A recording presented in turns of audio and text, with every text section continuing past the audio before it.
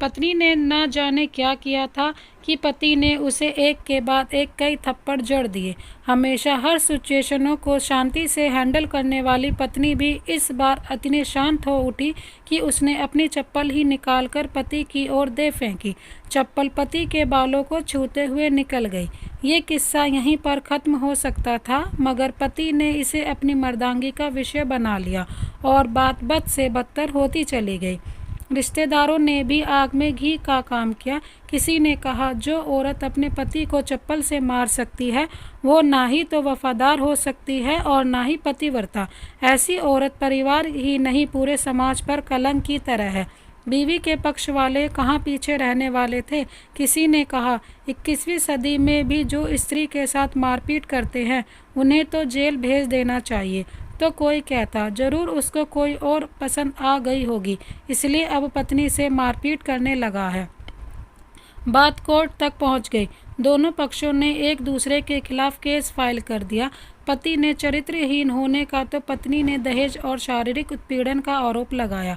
2 वर्षों से अधिक समय के लिए केस चला था। इन 2 वर्षों के दौरान दोनों पति पत्नी अलग अलग रहे थे। इन 2 वर्षों के दौरान दोनों पक्षों के समर्थकों की संख्या भी कम हो गई थी। पहले जहां दोनों पक्षों में समर्थकों का समूह होता था, अब गिने चुने लोग रह गए थे। पति और पत्नी दोनों की आर्थिक स्थिति भी इस समय के दौरान नीचे गिर चुकी थी, जिन्हें वो अपना शुभ चिंतक समझ रहे थे। पैसों की बात आते ही उन्होंने भी अपना पलड़ा झाड़ लिया था। अगर कोई देने को राजी भी हुआ तो मोटे ब्याज की शर्त पर। आखिरकार वही हुआ जो सब चाहते थे, डाइवोर्स। हर कोई खुश था, दोनों पक्षों के रिश्तेदार, उनके माता पिता और दोनों के वकील। लेकिन 5 साल की सुखद शादी और एक सुंदर बेटी के होने के बाद मिले इस डाइवोर्स से पत्नी मूक थी और पति शांत।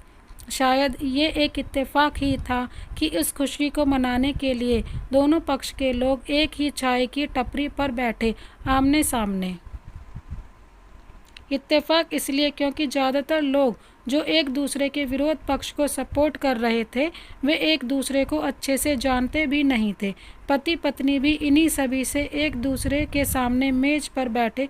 पत्नी ने पति से कहा, अब तो खुश होगे ना, तुम्हारे मन की जो हुई है मुबारक हो, तुम ही भी तो आज जीत गई हो।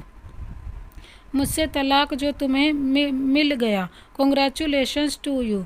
पति ने कहा, तलाक तो को तुम जीत का प्रतीक समझते हो? पत्नी ने पूछा। पति चुप रहा। थोड़ी देर की शांति के बाद पति ने कहा, मुझे तुम्हें 5 लाख रुपए अभी और हर महीने 8,000 रुपये देने का आदेश है। अभी मेरे पास पैसे नहीं हैं, इसलिए हमारा मतलब मेरा जो सिटी फ्लैट है उसे तुम्हारे नाम कर देता हूँ। पत्नी बोली, लेकिन उस फ्लैट की कीमत तो 18 लाख की है। हाँ, लेकिन हमारी बेटी तुम्हारे साथ है और आगे जाके उसके खर्चे भी बढ़ेंगे, तो तुम्हें थोड़ी आसानी होगी। पति ने कहा, नहीं नहीं, मुझे सिर्फ 5 लाख ही देना और तुम हर महीने 8,000 तो देने ही वाले हो, मैं मैनेज कर लूँगी। अगर 5 लाख नहीं है तब भी कोई बात नहीं, पत्नी बोली। दोनों फिर से शांत हो गए। पति सोचने लगा, कितनी भोली और समझदार है ये औरत, जो कुछ पहले तक मेरी पत्नी थी और अब अनजान। ये वही है जो कम से कम खर्चे में घर चलाती और पैसे बचाकर मेरे जन्मदिन और बर्थडे पर हमेशा मेरे लिए नए कपड़े खरीद लाती। कभी बीमार भी हो जाती तो पैसे बचाने के लिए मुझे मालूम ना होने देती और घरेलू नुस्खों से अपना इलाज कर लेती।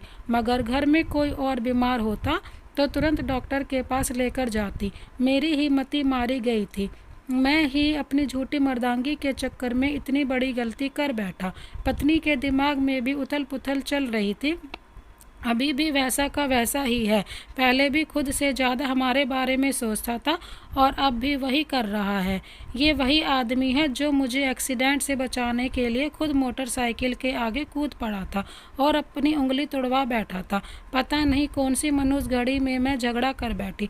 पति ने मौन तोड़ते हुए पूछा, अब तुम्हारे कमर का दर्द कैसा है? ज़्यादा तकलीफ तो नहीं होती?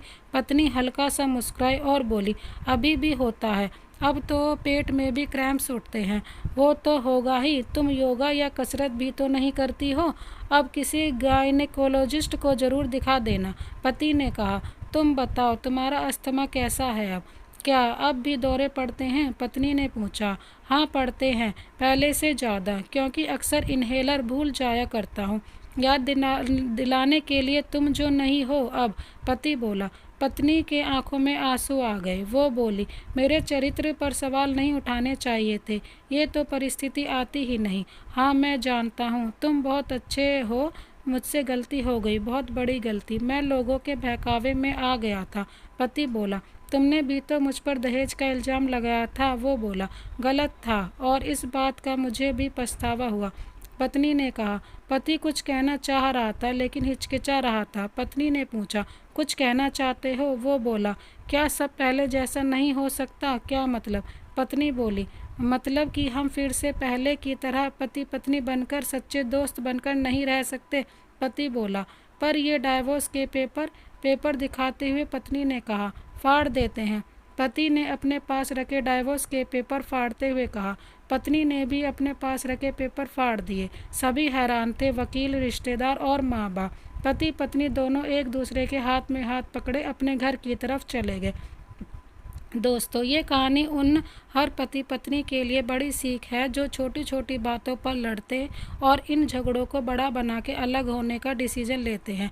प्यार और झगड़ा तो एक सिक्के के दो पहलुओं की तरह है, दोनों को स्वीकार करना होगा, तभी ये पवित्र रिश्ता उस मंजिल तक पहुंच पाएगा। Thank you.